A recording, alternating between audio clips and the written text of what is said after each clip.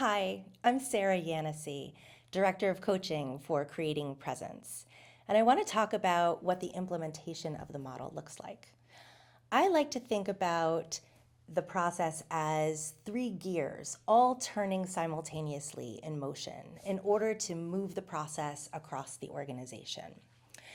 And all of these three gears are turning in the context of the larger organizational climate and culture. And so when we're thinking about that organizational climate and culture, we're really thinking about the relationships and connections within the organization. So the first gear is knowledge, and that refers to the training. The model itself has a lot of training, and most of the content and the skills and information will be relayed through our learning platform.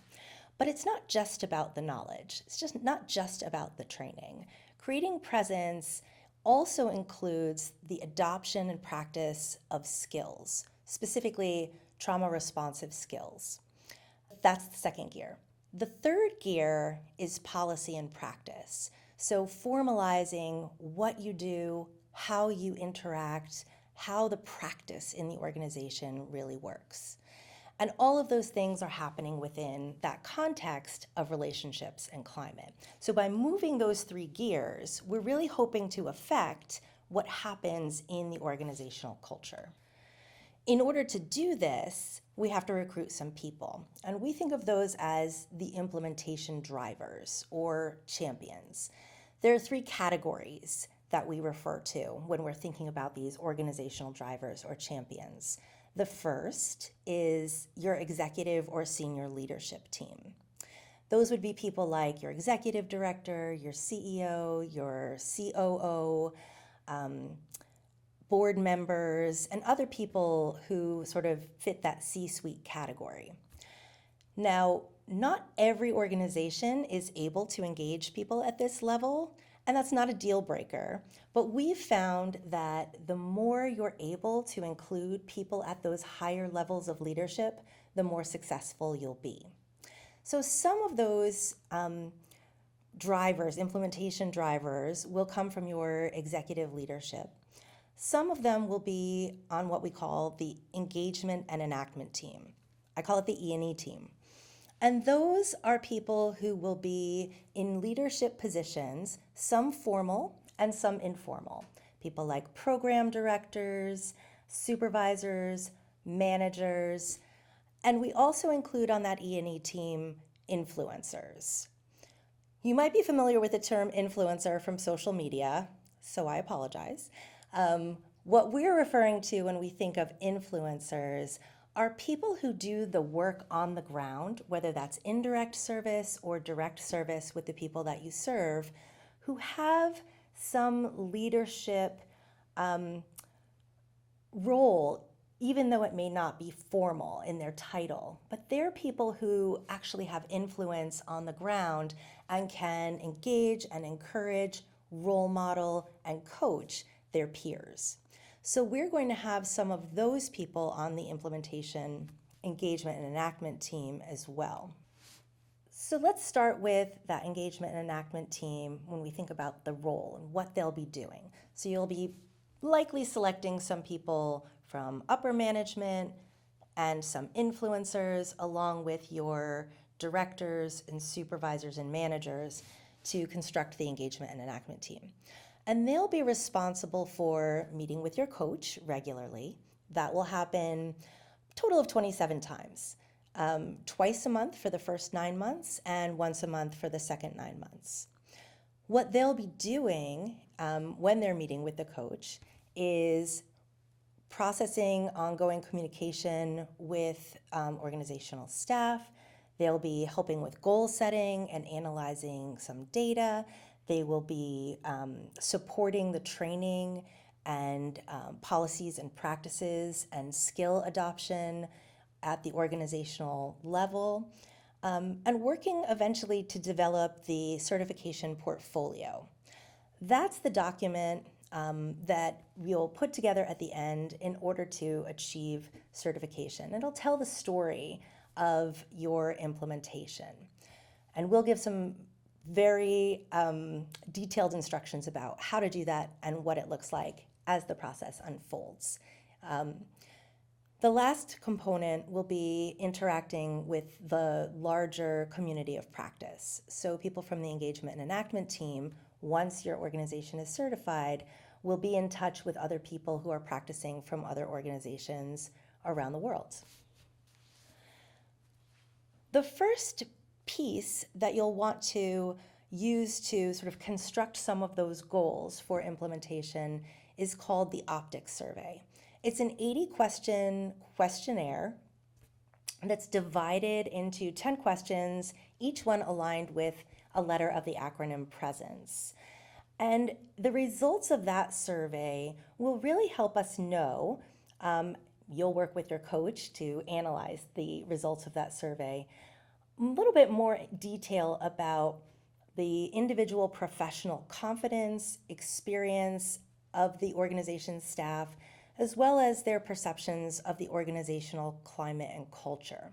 And based on those results, your coach will help your engagement and enactment team really tailor some of the work around policy and practice and skill adoption. After understanding the results of the optic, it'll be time to jump into the training component. And the training is divided into an introductory track and then what we refer to as the tracked training modules.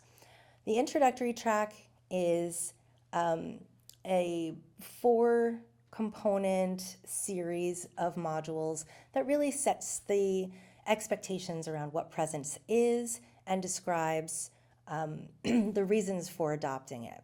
Once everyone in the organization has completed the introductory track, then they'll be divided into either leadership, clinical, direct service, or indirect service. And they'll take the track that most aligns with their work.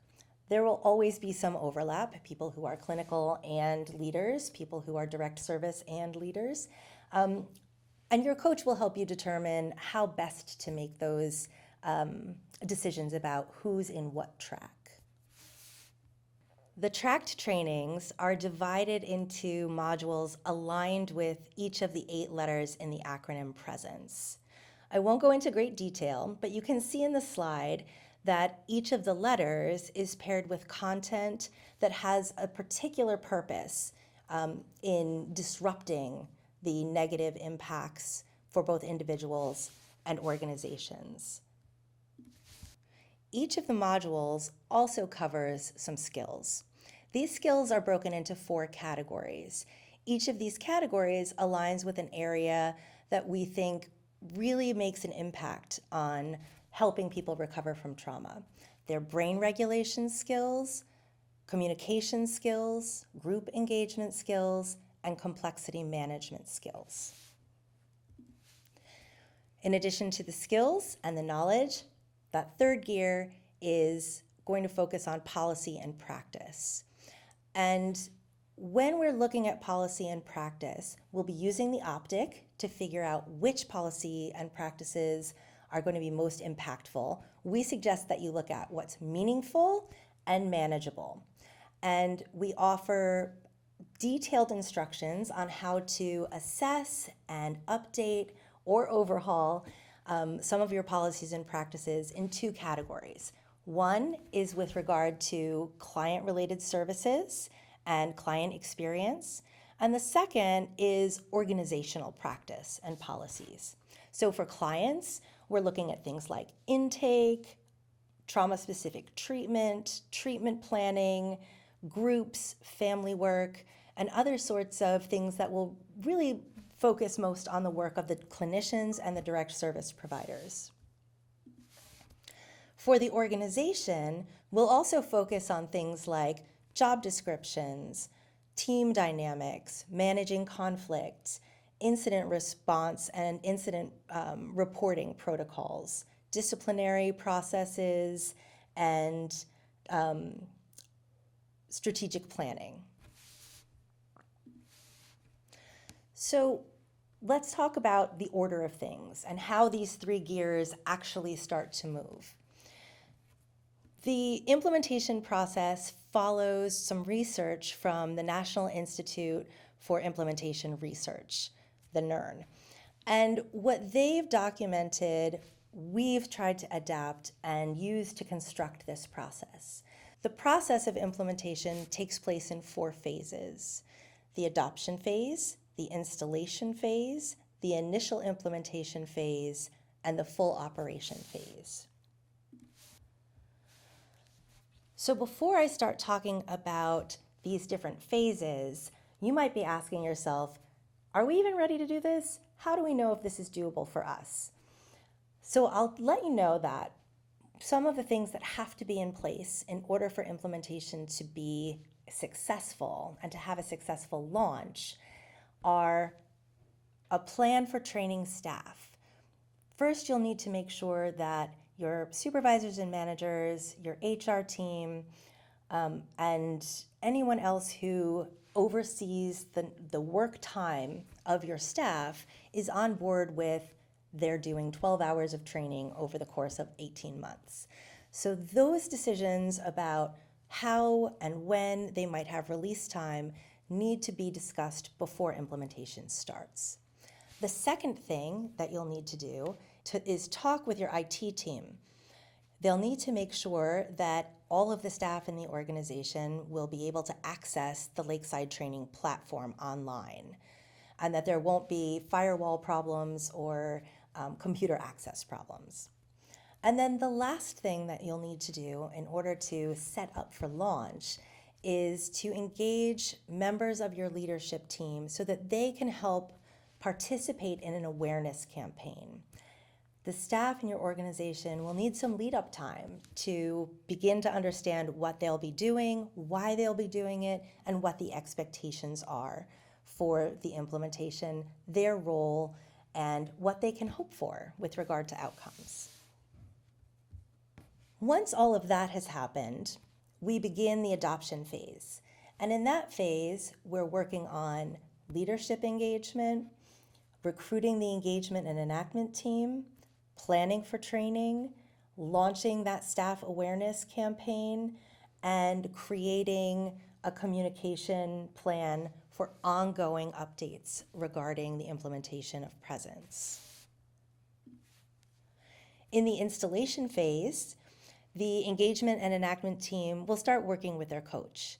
Some of their work with the coach will be engaging in the training and reinforcing the content from the modules, focusing on adopting the skills themselves and using them with each other in those meetings, and finally looking at some of the policies and practices to determine what's going to be most meaningful and what's also going to be manageable for creating change.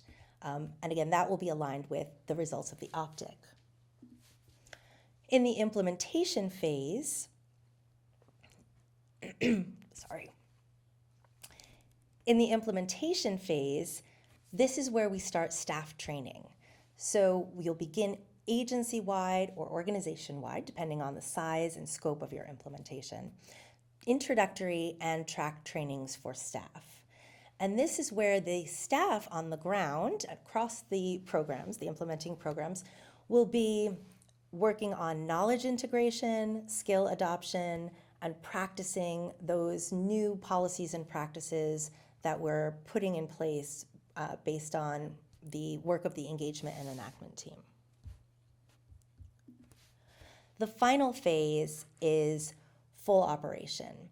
And that's when the engagement and enactment team starts to put together the story or of the journey of their implementation.